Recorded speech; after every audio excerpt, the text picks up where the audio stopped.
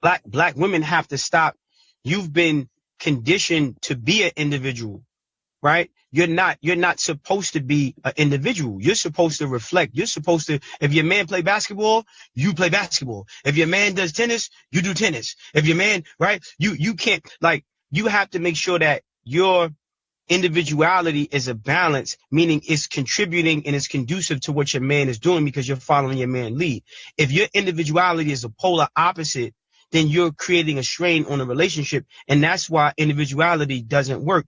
See, people have to stop, asking why and just look at the reality of what is. So let's not ask why. Let's look at what is, right? You are not designed to be an individual.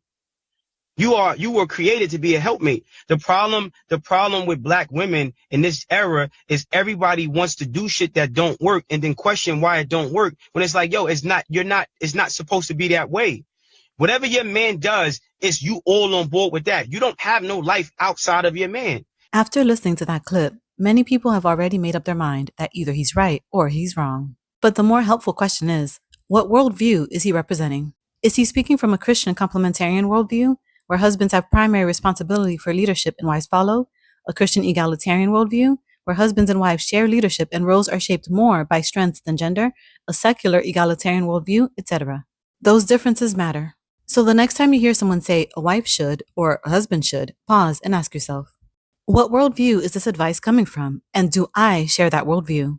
Research consistently finds that couples tend to have the healthiest marriages when they're building the same kind of marriage. That's why, since men are usually the ones proposing, they carry a unique responsibility to discern worldview compatibility before asking a woman to marry them.